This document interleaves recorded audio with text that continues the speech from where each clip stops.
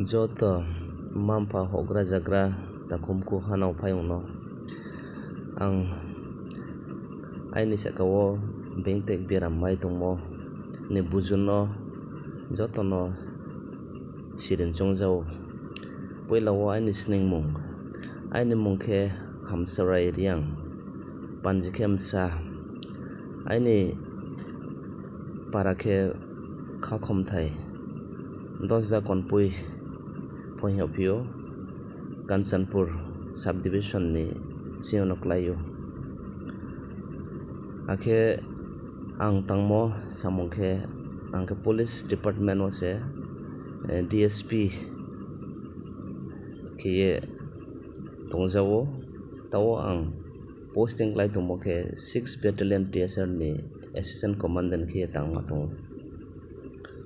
akhai ni sakao biya dime mone busukhe bodese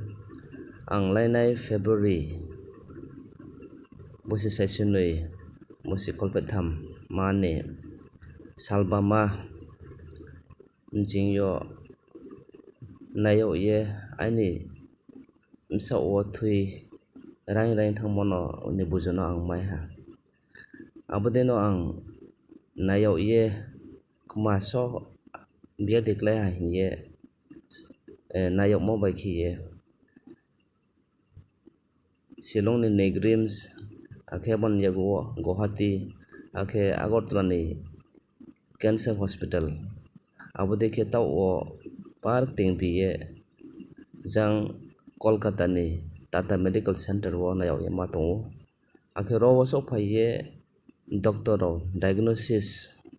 naiye tukhuye naiye aini biya dime mono khe brao primary myelofibrosis hiye no brao saha bok primary myelofibrosis himokhe chini aini mkring ni bisingo je thui snamkhonai ma cell abo se thui snamkhophi bo msao chumo khiye drawe tonang ya khe nosto ong ye thangmi abodeno bung nosto ongye aini msao thui kamaya khiye akhe tao ang thui da yese ang chole ma tongjao bodekhe omo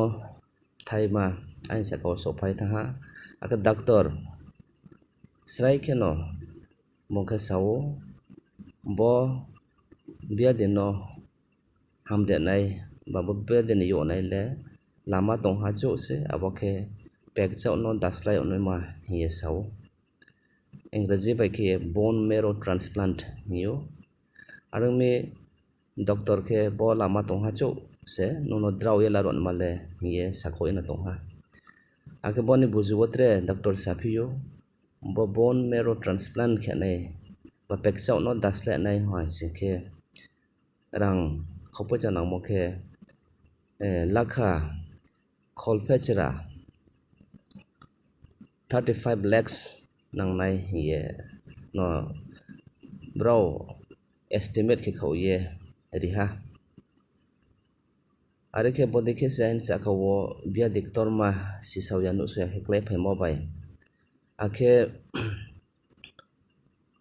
sagotheni phaim bai khiye bosu rang bangma 35 lakhs no jugaye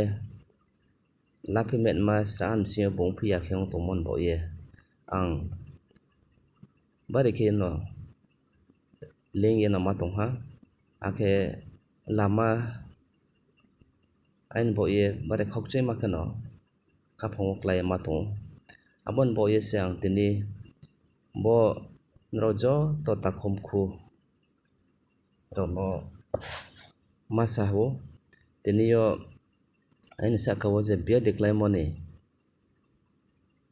bangma bro rok tinin jorao angno tiniyo prarthana saingkrupmo bai akhe rangkho pojan depono bangma nangkrupmo tinin jorao ang norjo tini maya maila mai saujaha akhe noroni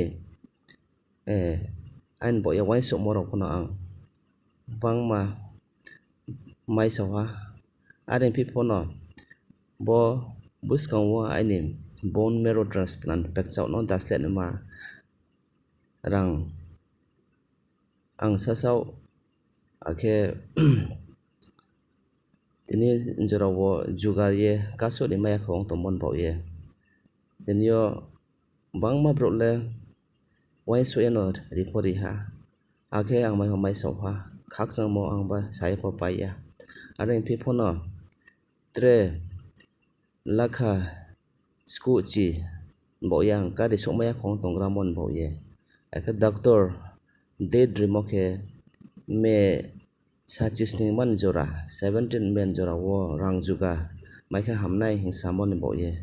aboni bisingo kari nai aini taon jora wo kaso ya khong tongmon boye joto je kupor ang biya de memoni thai mani bujurok no pho chiso yang tongnai bai chiso yang tongnai rok no pho ang tre bonde no makche ha tinio noro joto saka o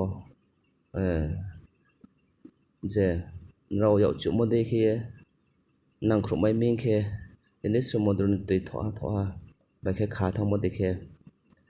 abo dekhe norok joto khawha khawni je norok chumo dekhe nangkrukmai mo wngkhe tinio aini pungsuk rimai yang tongmo rok phono pungsuk rimai mano hiye ang asao ang boye joto no ang aini bengtei berang moni bujubai akhen rok no je norok yau chumo dekhe nangkrukmani boye phono masajago mosok no aini kotorma no ang pai rijak.